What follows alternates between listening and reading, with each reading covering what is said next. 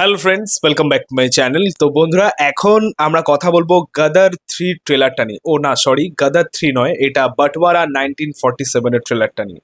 Actually যেরকম approach ছিল, যেরকম ট্রেলার লাগলো আর কি দেখে, এটা গাদার 3 বললেও হয়তো অসুবিধা ছিল না, গাদার 3ও বলা যায়। তা যাই হোক, আমরা ট্রেলারটা নিয়ে কথা বলবো। ট্রেলারটা দু একদিন আগে রিলিজ করেছিল, আমি রিভিউটা করতে পারিনি। বাট ছবিটা আমরা 14ই আগস্ট পাচ্ছি, স্বাধীনতা দিবস উপলক্ষে। 15 তারিখ স্বাধীনতা দিবস, তোমরা প্রত্যেকেই জানো। এবং আমাদের বাংলা থেকে যারা দেখছো, তোমরা জানো যে আমাদের 14ই আগস্ট আমাদের সুপারস্টার জিতের কেউ বলে বিপ্লবী, কেউ বলে ডাকাত রিলিজ করছে। তো অবশ্যই একটা ক্ল্যাশ তো আমরা দেখতে পাবো। তো এই ক্ল্যাশে কে এগিয়ে থাকে সেটা হচ্ছে দেখার। বাট অনেকদিন পর যেহেতু জিদ্দার সিনেমা নিয়ে আসছে, তার একটা দাপট তো থাকবেই অবশ্যই। তা যাই হোক, দেখা যাক ছবিগুলো কেমন পারফর্ম করে। বাট এই মুহূর্তে আমরা কথা বলি যে বাটওয়ারা 1947-এর ট্রেলারটা আলটিমেটলি কেমন লাগে। ভাই, এটা একদম ঠিক যে আমাদের সানি পাজি যখনই অ্যাকশন অবতারে আসেন, তখনই কিন্তু সেই ছবির লেভেলটা অন্যরকম থাকে।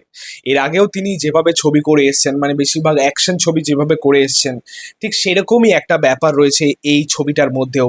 এবং হ্যাঁ, এটা বলতে পারো খানিকটা ওই গাদারের মতোই গল্প। ঠিক আছে, মানে আমরা দেখতে পাচ্ছি যে 1947 সালের পরে, আমাদের দেশ স্বাধীন হওয়ার পরেই আর কি, দেশ ভাগের সময়, সেই সময় যে সংগ্রাম, যে দাঙ্গা হয়েছিল আর কি চারিদিকে, সেই সময় সাধারণ মানুষের কি অবস্থা হয়েছিল, নিজেদের ফ্যামিলিকে বাঁচানোর একটা গল্প আমরা দেখতে পাচ্ছি।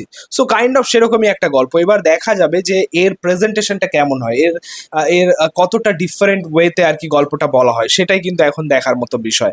তবে এই ট্রেলারটা কিন্তু আমার দারুণ লেগেছে, মানে বেশ বেশ পাওয়ারফুল একটা ট্রেলার হয়েছে। এবং এই পাওয়ারফুল হওয়ার সব থেকে বড় বিষয় হচ্ছে আমাদের সানি পাজির পারফরমেন্স। মানে ট্রেলার জুড়ে মেন হাইলাইটেড পোর্শন ছিল সানি পাজির পারফরমেন্স, তার সেই ডায়লগ ডেলিভারি, তার সেই অ্যাকশন, মানে সেই 2.5 কিলোর অ্যাকশন দেখতে খুব ভালো লাগে। মানে সানি পাজি যখনই অ্যাকশন মোডে থাকেন না, সেটা দেখতে দারুণ লাগে।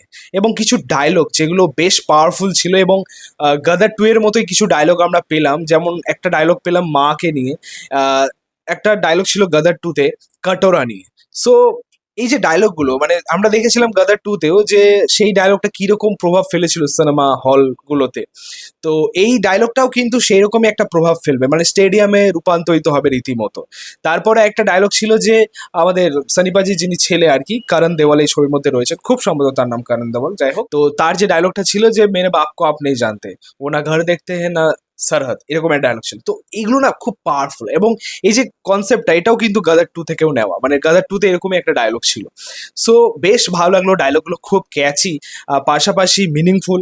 এবং এই ছবির মধ্যে অনেককেই আমরা পাচ্ছি যারা বেশ পুরনো অ্যাক্টর অ্যাক্ট্রেস, যার মধ্যে আমাদের সানি পাজি তো রয়েছেন, সাবানা আজমি রয়েছেন, আরেকটা গুরুত্বপূর্ণ চরিত্রে কাজ করছেন প্রীতি জিন্তা। অনেকদিন পর সানি পাজি এবং প্রীতি জিন্তার যে জুটিটা, সেটাকে আমরা দেখতে পাচ্ছি ছবির মধ্যে। আলি ফজল রয়েছে। তো সব মিলিয়ে কাস্টিং খুব ভালো হয়েছে। এবং এই ছবির মধ্যে আমির খানেরও থাকার কথা ছিল, বাট আনফর্চুনেটলি সেটা আর হয়নি। এছাড়া এটাও জানো তোমরা যে এই ছবিটার প্রথমে নাম হওয়ার কথা ছিল লাহোর 1947, বাট সেটা হয়নি, কারণ সেটা পাকিস্তানি কোনো জায়গার নাম। সেই জন্য এটা ভারতীয় ছবি সম্পূর্ণ, তো সেই জন্যই আর কি এই ছবির নাম লাহোর রাখা হয়েছে, এই লাহোর সরি, বাটওয়ারা 1947 রাখা হয়েছে। অবশ্যই ভালো লাগছে। এছাড়া আরেকটা কথা বলি, এটা যে পরিচালক যিনি সন্তোষী, তিনি কিন্তু রাজকুমার সন্তোষী, তিনি এর আগে সানিপাজির সাথে যে কটা ছবি করেছেন প্রত্যেকটা ব্লকবাস্টার। দামিনী, তারপরে ঘাতক, গাদার, প্রত্যেকটা ব্লকবাস্টার। এদের এটা বোধহয় তাদের 4 না, মানে 4 নম্বর ছবি আর কি। আর অনেক দিন পর, অনেক বছর পর তারা একসাথে আসছেন। এবং শিওর শট বলতে পারি যে গাদার এর পর বাটওয়ারা 1947 এটা কিন্তু একটা ব্লকবাস্টার হতে চলেছে। মানে যেমন অ্যাপ্রোচ দেখতে পাচ্ছি, যেরকম গল্প, সানি পাজি যখনই অ্যাকশন মোডে আসে, সত্যি বলতে তার ফ্যান্সগুলো যেন পাগল হয়ে যায় আর কি। গাদার 2 যেরকম সাড়া ফেলেছিল, এই ছবিটাও সেরকম সাড়া ফেলবে।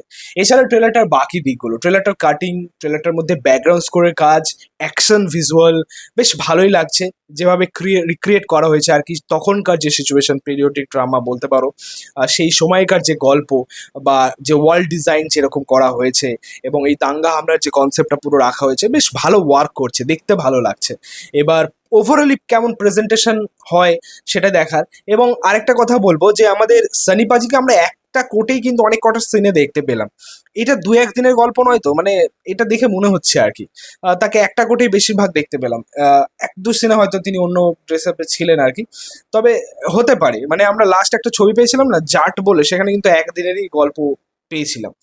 তো কাইন্ড অফ হতে পারে, মানে যেভাবে দেখতে পাচ্ছি আর কি। তো সব মিলিয়ে ভালোই লাগলো বাটওয়ারা 1947 ট্রেলারটা। তোমাদের কেমন লেগেছে সেটা অবশ্যই কমেন্টে জানিও।